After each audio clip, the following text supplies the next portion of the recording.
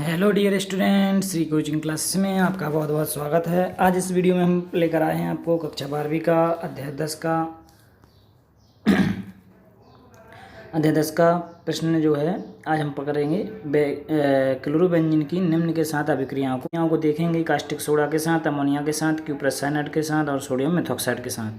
पिछली वीडियो में हमने जो है इस क्लोरोबेंजीन की अनुनादी संरचनाओं, जो कि क्लोरोबेंजीन का क्लोरो समूह आसानी से प्रतिस्थापित नहीं होता और अर्थोपैरक निर्देशक होता है क्यों, ये प्रश्नों को जाना था। आज इस वीडियो में हम पढ़ने वाले हैं कि क्लोरोबेंजीन या जो हेलोएरिन है उनकी कास्टिक सोडा के साथ, अमोनिया के साथ, क्यूप्रस साइनाइड के साथ और सोडियम मेथॉक्साइड के साथ क्या अभिक्रियाएं होती हैं। तो यहाँ पे आपको दिख रहा होगा कि कास्टिक सोडा का जो सूत्र होता है वो होता है NaOH और इसका जो रासायनिक नाम है वो है सोडियम हाइड्रोक्साइड। अमोनिया का सूत्र होता है NH3, ठीक है, और क्यूप्रस साइनाइड का सूत्र होता है CuCN, ये U है स्मॉल। सोडियम मेथॉक्साइड का सूत्र है CH3ONa। अगर इसी को हम बोलते सोडियम मेथॉक्साइड तो एथिल समूह यहाँ पे आ जाता C2H5। ये आपको अच्छे से याद रखना है। इसके बाद हम इसकी अभिक्रिया करवाते हैं और आपको बताते हैं कि ये क्या होता है जब कास्टिक सोडा के साथ अभिक्रिया होती है हेलोएरिन या क्लोरोबेंजीन की। देखिए, तो ये क्लोरोबेंजीन का सूत्र है। क्लोरोबेंजीन की NaOH के साथ 573 केल्विन ताप और 200 ATM दाब पर जब अभिक्रिया करवाते हैं तो फिनॉल बनता है। क्या बनता है? फिनॉल। अभी आगे आएगा, हम जब अध्याय अगला तो उसमें फिनॉल बनाने की विधियाँ सीखेंगे। तो एक विधि हमारी ये हो जाएगी कि क्लोरोबेंजीन पर जब NaOH की क्रिया होती है और 573 केल्विन ताप और 200 ATM दाब पर जब अभिक्रिया करवाते हैं तो फिनॉल बन जाता है। यहाँ पर जो Na है वो Cl से क्रिया करके NaCl निकल जाएगा और जो OH बचेगा वो OH आके यहाँ बेंजीन रिंग से जुड़ जाएगा। सिंपल इसकी अभिक्रिया आप कथन देख कर भी कर सकते हैं और समीकरण देख कर भी इसके कथन लिख सकते हैं। तो क्लोरोबेंजीन की NaOH के साथ 573 केल्विन ताप और 200 ATM दाब पर अभिक्रिया करवाने पर फिनॉल बनता है। ये फिनॉल का सूत्र है, संरचना सूत्र। इसको आप चाहें तो ऐसा भी लिख सकते हैं C6H5OH, ठीक है। फिनॉल बनता है और इस प्रकार से हम कास्टिक सोडा की अभिक्रिया को समझ सकते हैं। इसके बाद हमारा जो नेक्स्ट प्रश्न आता है, नेक्स्ट टॉपिक हेडिंग है कि हमें NH3 के साथ इसकी अभिक्रिया करवाना है क्लोरोबेंजीन की। तो क्लोरोबेंजीन की अमोनिया के साथ, ठीक है, अमोनिया के साथ क्यूप्रस ऑक्साइड एवं उच्च दाब। अब उच्च दाब अधिक हो सकता है, 1 ATM से तो ज़्यादा होगा तो उसको हम उच्च दाब कहेंगे। जैसा कि अभी ऊपर आपने देखा कि 200 ATM पर अभिक्रिया हुई थी, ऐसे ये भी होगी। तो उच्च दाब पर अभिक्रिया करवाने पर C6H5NH2, जिसका नाम है एमिनोबेंजीन और इसको बोलते हैं एनिलीन, जो बहुत महत्वपूर्ण यौगिक है एनिलीन। तो ये बन जाता है, इसी की अभिक्रिया हमें आपको बताना है। तो कथन में आपको कुछ नहीं है, बस आपको समीकरण अच्छे से आ जाए। तो अमोनिया को बच्चों जो NH3 सूत्र होता है उसको हम सुविधा के लिए तोड़कर HNH2 भी लिख सकते हैं इस प्रकार से, जैसे यहाँ पर आपको दिख रहा होगा। हम यहाँ से जो H है वो Cl से क्रिया करेगा तो HCl बन के बाहर निकल जाएगा, ये निकल गया यहाँ से। और जो NH2 बचता है, ये वाला ग्रुप जो है NH2 वाला ग्रुप, ये यहाँ पर जुड़ जाएगा, HCl के साथ बाहर निकल जाएगा तो जगह इधर पर खाली हो जाएगी, उसकी जगह पर NH2 आ जाएगा। तो ये NH2 बन जाता है, जिसको हम एनिलीन क्या बोलते हैं, एनिलीन बोलते हैं। और जो कि आपको अध्याय 13 में इसको फिर से पढ़ना है, ठीक है। ये थी NH3 के साथ अभिक्रिया। इसके बाद हम देखते हैं क्लोरोबेंजीन की क्यूप्रस साइनाइड के साथ अभिक्रिया, ठीक है, ये स्मॉल U है। तो इसमें क्या होगा, इसमें भी आप चाहें तो यहाँ पर समीकरण से ही इसकी कथन समझें। ये क्लोरोबेंजीन का सूत्र है, ये क्यूप्रस साइनाइड है, पिरीडिन की उपस्थिति 473 केल्विन ताप है।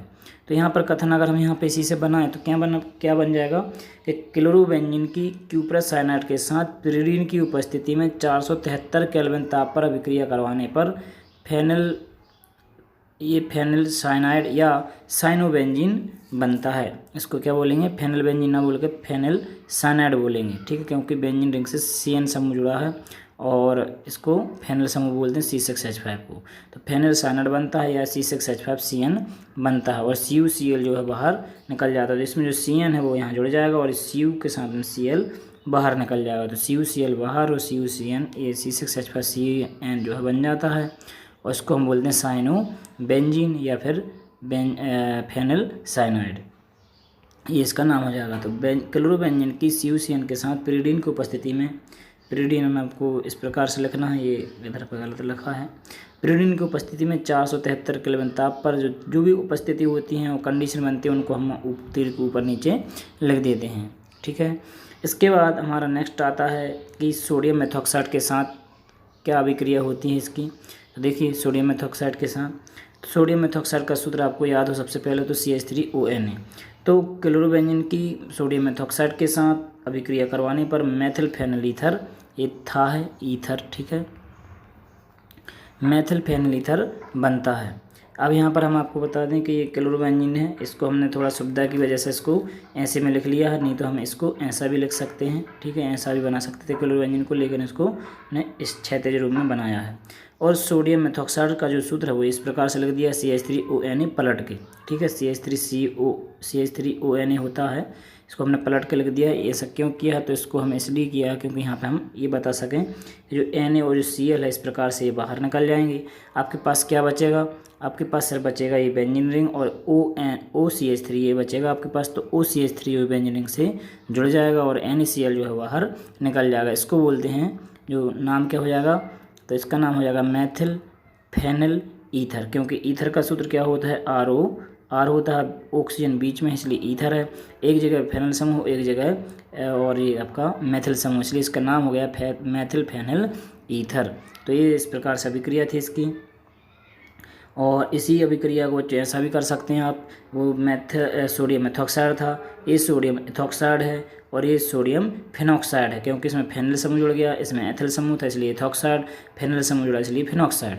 तो इनमें सभी में अभी अलग अलग जो है उत्पाद मिलते हैं। देखिए यहाँ पर NaCl तो ये बाहर निकल ही जाएगा, बाकी आपका बचेगा बेंजीन रिंग और C2H5, तो ये बना और इसका नाम हो जाएगा एथिल फेनिल ईथर। इसके बाद आपका यहाँ से भी आपका NaCl बाहर हो जाएगा और फेनिल O और फेनिल बचेगा, मतलब इसको हम बोल सकते हैं डाईफेनिल ईथर, क्योंकि फेनिल समूह 2 है इसलिए इसका नाम हो जाएगा डाईफेनिल ईथर। ये था है, ठीक है, आपको अच्छे से याद रखना है। तो ये थी क्लोरोबेंजीन की अभिक्रियाएं जो निम्नयुग्कों के साथ हमने देखी। इसके बाद हम आते हैं हमारे नेक्स्ट प्रश्न, जो कि हमारा बहुत इम्पोर्टेंट प्रश्न है कि क्लोरोबेंजीन की निम्न अभिक्रियाओं को समझाइए। अब जो इसमें से है कि पहली है क्लोरीनीकरण, दूसरी नाइट्रीकरण, तीसरी सल्फोनीकरण और चौथी है एल्किलीकरण, जिसको फ्रीडल-क्रॉफ्ट अभिक्रिया के नाम से भी जाना जाता है। तो सबसे पहले आपको ये बता दें कि क्लोरीनीकरण में, जैसा कि उसके नाम से समझ में आ रहा है, क्लोरीन की क्रिया होगी, और नाइट्रीकरण में नाइट्रिक अम्ल की क्रिया होगी। तो नाइट्रिक अम्ल का आपको यहाँ पर अच्छे से सूत्र याद होना चाहिए, और आपको नाइट्रिक अम्ल के सूत्र के साथ में ये भी पता हो कि नाइट्रिक अम्ल में कौन सा समूह रहता है जो छिपा हुआ रहता है उसमें। तो इसमें से रहता है बच्चों NO2 समूह। NO2 समूह अगर हम इसमें से निकाल दें तो हमारे पास सिर्फ क्या बचता है OH अकेला। तो अभिक्रिया में हम इसको ऐसे भी तोड़ कर लिख सकते हैं जिससे आपको समझ में अच्छे से आ सके। और एल्किलीकरण फ्रीडल-क्रॉफ्ट अभिक्रिया होती है, जो कि हम पहले पढ़ चुके हैं। इसी प्रश्न को ऐसा ही पूछ सकते हैं कि क्लोरोबेंजीन की निम्न अभिक्रियाओं के समीकरण लिख लिए, हेलोजनीकरण, सल्फोनीकरण, नाइट्रीकरण, एल्किलीकरण। तो हेलोजनीकरण में बच्चों इसलिए बोल रहे हैं क्योंकि X यहाँ पर हेलोजन और X की जगह आप क्लोरीन को सबसे अच्छे से ले सकते हैं, इसकी इलेक्ट्रॉन घनत्व भी अधिक होती है इसलिए अभिक्रिया ज़्यादा देता है। तो क्लोरीन क्रिया मतलब हेलोजनीकरण हो जाएगा। सल्फोनीकरण में आपको याद रखना है कि यहाँ पर सल्फ्यूरिक अम्ल की क्रिया होगी, और सल्फ्यूरिक अम्ल में कौन सा समूह छिपा रहता है वो भी आपको यहाँ पर पता हो कि इसमें SO3H जो समूह है वो छिपा रहता है, और बचता क्या है इसमें एक्स्ट्रा OH। तो इसको अगर आप जोड़ दें OH और SO3H को तो H2SO4 बन जाता है। तो अभिक्रिया में हम सुविधा के लिए इसको OH SO3H के रूप में लिखेंगे, जिससे आपको अभिक्रिया अच्छे से समझ में आ सकें। इसके अलावा इसी प्रश्न को ऐसा भी घुमा के पूछ सकते हैं कि क्लोरोबेंजीन की निम्न के साथ होने वाली रासायनिक अभिक्रियाएं लिखिए, केवल समीकरण। तो आप क्लोरीन के साथ अभिक्रिया बताएंगे, नाइट्रिक अम्ल के साथ, H2SO4 के साथ और मेथिल क्लोराइड के साथ। तो ये चौथी अभिक्रिया आपकी है मेथिल क्लोराइड के साथ। तो हम चलिए शुरू करते हैं। पहली विधि हेलोजनीकरण। अब हेलोजनीकरण में उसके नाम से ही समझ में आ रहा होगा आपको कि हेलोजनीकरण में क्या होगा कि क्लोरोबेंजीन तो आपको लेना ही है क्योंकि क्लोरोबेंजीन वाला टॉपिक चल रहा है। तो क्लोरोबेंजीन की FeFeCl3 ये जो है अपचय का काम करते हैं, ठीक है, ऑक्सीकारक का काम करते हैं। यहाँ पर क्लोरीन जुड़ रहा है, ये जो है इससे क्लोरीन क्या हो रहा है, हाइड्रोजन यहाँ से निकले हैं और क्लोरीन इसमें जुड़ रहे हैं, मतलब यहाँ पर हाइड्रोजन का निकलना क्या हो जाएगा, ऑक्सीकरण। तो यहाँ पे ऑक्सीकारक का काम करते हैं एक तरह से। तो क्लोरोबेंजीन की FeFeCl3 की उपस्थिति में कम ताप पर, कंडीशन क्या है इसमें, कम ताप पर अभिक्रिया करवाने पर आर्थो एवं पैरा। आर्थो पैरा हम आपको बता चुके हैं कि आर्थो और पैरा कहाँ पर होता है। तो बेंजीन रिंग में जो यहाँ पे ये जो समूह, यहाँ पर कोई समूह जुड़ा होगा, कोई भी समूह या कोई भी ग्रुप जुड़ा होगा, यहाँ पर ये आर्थो पोजीशन रहती है, ये मेटा पोजीशन और ये पैरा पोजीशन। इसी तरह इस तरफ भी आर्थो और ये मेटा और ये पैरा, तो ये पोजीशन आर्थो मेटा पैरा होती हैं। तो उपस्थिति में कम ताप पर जब अभिक्रिया करवाते हैं तो आर्थो पैरा डाइक्लोरो बेंजीन बनता है। और इस अभिक्रिया को हेलोजनीकरण या क्लोरीनीकरण कहते हैं। हेलोजनीकरण इसलिए कह रहे हैं क्योंकि हेलोजन सब तत्व जुड़ रहा है। क्लोरीनीकरण इसलिए क्योंकि क्लोरीन को ही ले रहे हैं हेलोजन में, ठीक है। इसकी जगह पे आप एक्स भी लिख सकते हैं। अब बच्चों यहाँ पे एक चीज़ बता दें आपको कि इस प्रकार से तो कथन हो गया। अब यहाँ पे समीकरण देखिए, तो हमने एक क्लोरोबेंजीन लिया, यहाँ पे Cl2 लिया और ए उस उपस्थिति बता दी और कम ताप लिख दिया। अब उसमें हमने आपको कथन में बताया अभी कि अर्थो और पैरा डाई क्लोरोबेंजीन बनता है। तो क्लोरोबेंजीन तो है ही, आपको क्या बनाना, अर्थो और पैरा। तो एक अर्थो बनाना, एक पैरा बनाना, इसलिए हम क्या करेंगे, यहाँ पर क्लोरोबेंजीन के 2 अणु लेंगे। 2 अणु लेंगे तो एक अणु आपका अर्थो पर जुड़ जाएगा क्लोरीन समूह, और एक जुड़ जाएगा आपको पैरा पर।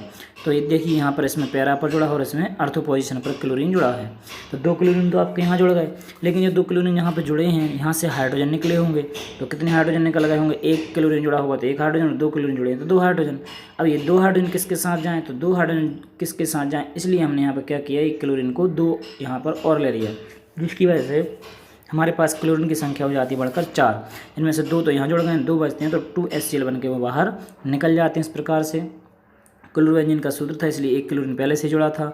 तो अब यहाँ पर एक सूत्र में 2 क्लोरीन जुड़े हैं, इसलिए इसका नाम हो जाएगा आर्थो डाइक्लोरोबेंजीन, क्योंकि आर्थो पोजीशन में क्लोरीन जुड़ा है और 2 क्लोरीन है, इसलिए टोटल क्या हो गया, आर्थो डाइक्लोरोबेंजीन इसका नाम हो जाएगा। और इसका नाम हो जाएगा पैरा डाई क्लोरोबेंजीन, क्योंकि इसमें पैरा पोजीशन पर जुड़ा है और 2 क्लोरीन है, इसलिए पैरा डाई क्लोरोबेंजीन इसका नाम हो जाएगा, ठीक है। तो इस प्रकार से हमें इसको लेना है।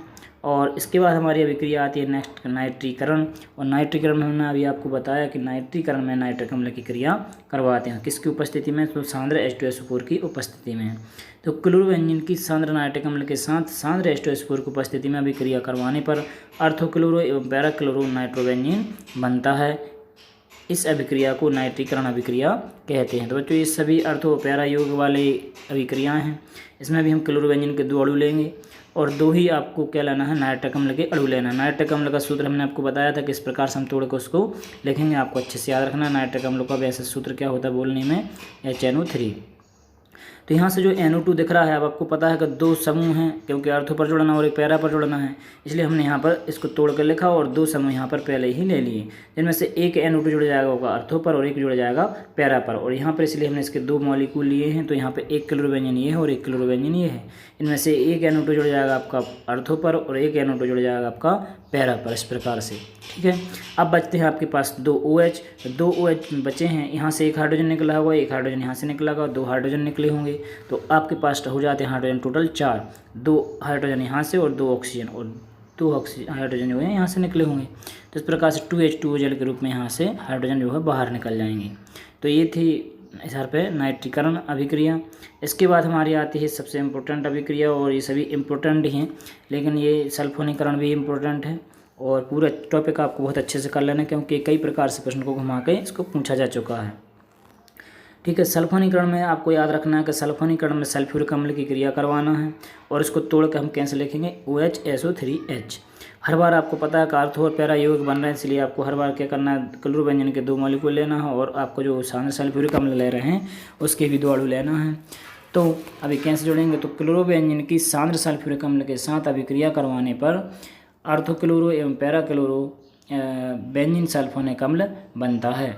इसे सल्फोनीकरण अभिक्रिया कहते हैं। और इस प्रकार से आप समीकरण देख सकते हैं इसके, कि यहाँ पर 2 अणु लिए, OHSO3H भी 2 लिए, तो एक SO3H आपका अर्थो पोजीशन पर और एक पैरा पर जुड़ जाएगा। यहाँ से 2 हाइड्रोजन निकलेंगे, वो OH से क्रिया करेंगे और H2 के रूप में बाहर निकल जाएंगे। इस प्रकार से यौगिक बन जाते हैं, और इसके नाम आप देख सकते हैं, अर्थोक्लोरोबेंजीन सल्फोनिक अम्ल, और ये हो जाएगा पैरा क्लोरोबेंजीन सल्फोनिक अम्ल। इसके बाद हमारी आती है अंतिम अभिक्रिया और लास्ट अभिक्रिया, तो इसमें है नाम एल्किलीकरण, तो इसमें एल्किल हैलाइड की क्रिया करवाई जाएगी। देखिए कथन इसका कि क्लोरोबेंजीन की मेथिल क्लोराइड एक एल्किल हैलाइड है। मेथिल क्लोराइड के साथ निर्जल एल्युमिनियम क्लोराइड का सूत्र है AlCl3 की उपस्थिति में, तो इसको तीर के ऊपर लिखेंगे, उपस्थिति है इसलिए। एल्युमिनियम क्लोराइड की उपस्थिति में अभिक्रिया करवाने पर ऑर्थोक्लोरोटॉलुइन एवं पैराक्लोरोटॉलुइन बनता है। इसे एल्किलीकरण या फ्रीडल क्रॉफ्ट अभिक्रिया कहते हैं। ठीक है, इसका कथन क्या हो जाएगा, ये हो जाएगा। और इस प्रकार से आप समीकरण देख सकते हैं। तो हर बार जैसे आप ले रहे थे 2 अणु आपको क्लोरोबेंजीन के लेना है, मेथिल क्लोराइड आपको 2 अणु लेना है। इनमें से एक Cl जो है ऑर्थो पोजिशन, यहाँ पर एक CH3 जो है ऑर्थो पोजिशन पर और एक CH3 पैरा पोजिशन पर जुड़ जाएगा। तो यहाँ पर देख सकते हैं आप ऑर्थो पर और पैरा पर जुड़ गया है। और जो क्लोरीन 2 बचे हैं, तो जहाँ ये ऑर्थो पोजिशन पर CH3 जुड़े, यहाँ से हाइड्रोजन निकले होंगे एक, तो वो दोनों हाइड्रोजन दोनों क्लोरीन के साथ क्रिया करके 2HCl बन के बाहर निकल जाएंगे और इनके नाम क्या हो जाएंगे, तो ये ऑर्थो पोजिशन पर इसलिए इसका नाम हो जाएगा ऑर्थोक्लोरोटॉलुइन, और ये पैरा पोजिशन पर जुड़ा इसलिए इसका नाम हो जाएगा पैराक्लोरोटॉलुइन। क्योंकि बेंजीन रिंग में जब CH3 जुड़ता है तो उसको टॉलुइन बोलते हैं, लेकिन इसमें क्लोरीन भी जुड़ा हुआ है साथ में, इसलिए इसका क्लोरो नाम भी बोल रहे हैं। तो ऑर्थोक्लोरोटॉलुइन और पैराक्लोरोटॉलुइन बन जाते हैं। तो ये थी बच्चों आज की वीडियो, और आज की वीडियो में आपको बहुत अच्छे से समझ में आ गया होगा उम्मीद है। अगर आपको वीडियो पसंद आया हो तो वीडियो को लाइक और शेयर ज़रूर करें, और अगर आप चैनल पर नए हैं तो चैनल को सब्सक्राइब करना ना भूलें। बने रहिए हमारे चैनल श्री कोचिंग क्लासेस बेगमंज पर। धन्यवाद।